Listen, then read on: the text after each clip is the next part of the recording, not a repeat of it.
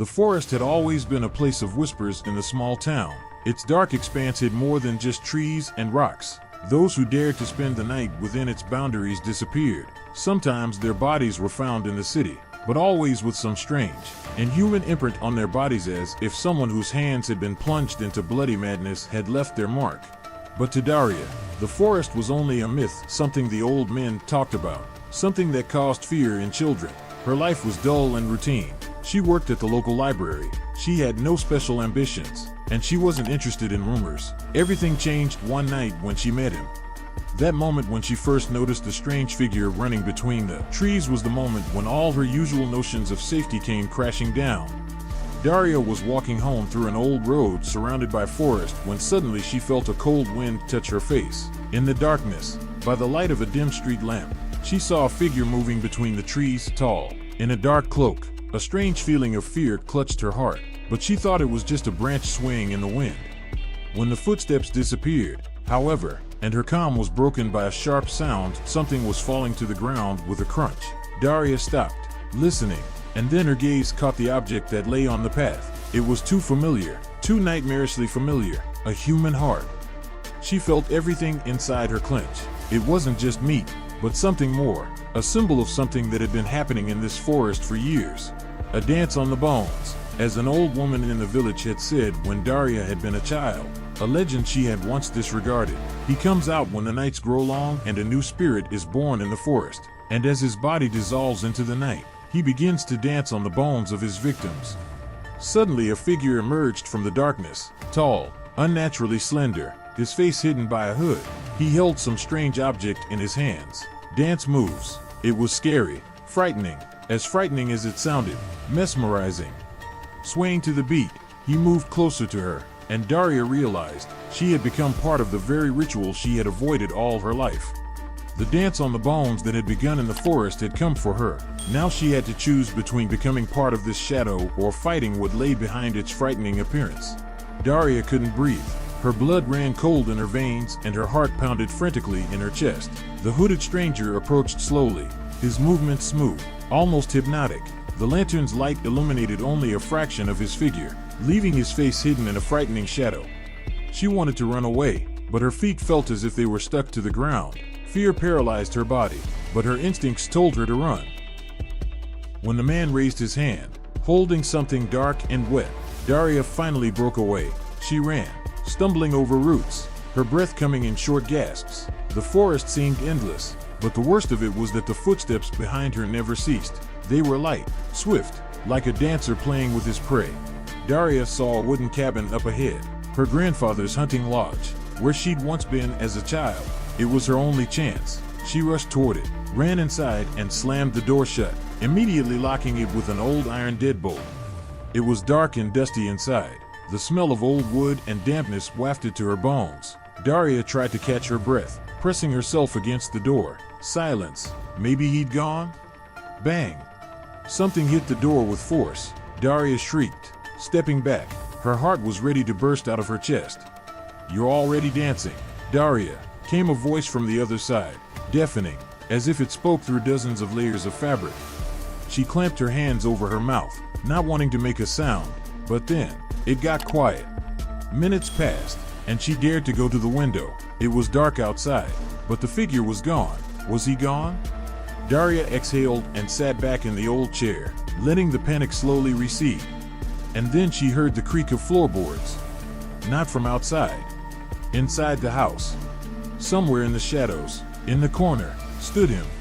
And the second their eyes met, the dance on the bones really began. Daria froze. A chill ran through her body as she saw him in the darkness of the room, a tall, unnaturally thin figure, silhouetted against the shadows. Where had he come from? She had locked the door. The man bowed his head slowly, as if studying her. "You move well." His voice was dragging, like the sound of an old record jamming in one place. Daria backed away, her heart beating frantically. He made no sudden movements, but his presence pressed, plunging her into primal fear. She remembered that there must be a knife in the house, somewhere, in the kitchen. She turned sharply and rushed there, clawing at the wooden cabinetry, searching for something to defend herself with. Her hands trembled. She felt the cold hilt of a hunting knife and gripped it tightly. What a fine choice. Daria turned around. He was already standing right behind her. She didn't hesitate. The knife whistled through the air but missed its target. His hand was faster. In one smooth motion, he intercepted her wrist, wrenching it free. Pain shot through her entire arm. The knife fell out, dropping to the floor with a thud. And then everything happened in a split second. A crack. Daria cried out. He'd snapped her wrist, light as a splinter. The pain was unbearable, but even that wasn't the worst part. The scariest part was the look on his face. Now the hood no longer hid it. It wasn't the face of a man. Deep, blood-black eyes, skin as if molded from wax, and a mouth that stretched into a mad, dead smile. He wasn't just killing, he enjoyed it. You know the dance on the bones can't be interrupted. His fingers dug into her shoulder, and Daria cried out as he forced her to move like a marionette. Her elbow twitched, then her leg. He was literally controlling her body, as if making her a puppet for his ritual. Daria resisted with all her might, but the pain was robbing her of her strength. He lifted her arm, then tilted her head, forcing her to look at the floor. It was only then that she saw. The floor was strewn with bones. Human bones. Small, large, splintered, with remnants of flesh. And among them, in the very center, lay something fresh. Daria stared, unable to believe her eyes. It was her heart. It was beating.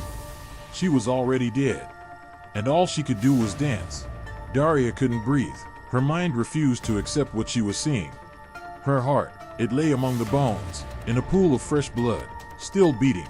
She could feel its rhythm, inside her. But how is that possible? The realization is always the most painful part, isn't it? Came the muffled voice of the hunter. Daria looked down at her hands in horror. The skin was gray, waxy. She felt something wrong inside, as if the organs had become light, fake. And then, she saw through herself. She was no longer human. What you did to me? Her voice was hoarse, broken. The hunter made a smooth motion with his hand, and Daria felt her legs move forward on their own. Her body no longer belonged to her. It obeyed his rhythm. I have given you your freedom. You are now part of the ritual. Isn't that beautiful? Daria screamed, but her voice faded into the night. The forest began to change. Trees twisted into unnatural shapes. Shadows lengthened, and a devilish whisper was heard in the air. She tried to resist, but her feet carried her in a mad dance among the bones. Suddenly, silhouettes began to appear in front of her. Women, men, children. Their faces were contorted with grimaces of pain, their bodies moving in the same diabolical rhythm. They were dead, but they kept dancing. They were just like her. You see, Daria, you are eternal now. Her heart on the floor beat slower and slower. Each beat echoed in her mind, and with each beat, she felt herself losing herself. No, I'm not going to be one of them. Suddenly, somewhere inside her, the last spark of will flared. Daria gritted her teeth, focusing on the heart that was still beating in the pool of blood. It belonged to her. It was her last chance. With a strength she didn't know she had in herself, she lunged forward. Her hands trembled. Her body resisted, but she forced it to obey. She grabbed her heart. The dance slowed. The voices in the forest grew quieter. What are you doing? The hunter's voice trembled for the first time. Daria looked up, clutching her heart in her palms. She could feel its warmth, its life, her life. I'm interrupting the dance. And with those words, she clenched her heart in her fist. There was a deafening scream. The forest shook. Everything around exploded with a purple light. And then, darkness. When Daria woke up, she was lying on the cold ground. Above her was a gray sky. She had lived. As she struggled to rise, she saw that the forest was back to normal. The bones were gone. The hunter was gone. And there was a heart beating in her chest, her own. But she knew this was not the end. The legend of the dance on the bones wouldn't go away. It's just waiting for the next victim. Daria stood in the middle of the forest, breathing heavily. Everything around her was quiet, too quiet. No rustling, no night birds, no wind. It was as if the forest itself was holding its breath, watching her. She put her palm to her chest, her heart beat steady. She was alive. She'd been saved. But then, why was she so cold? Slowly, with a sinking heart, Daria lowered her gaze. The shadow. Her shadow. It didn't move. Dazed, Daria stepped forward, but the shadow remained in place. It no longer belonged to her. And then, with a slight, almost caressing crunch, the shadow began to rise. Daria froze.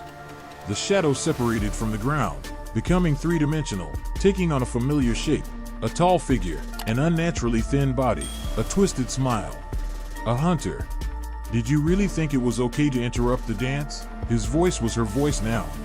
Daria staggered back, but her feet felt as if they were stuck to the ground. The world around her began to waver, the air thick as tar.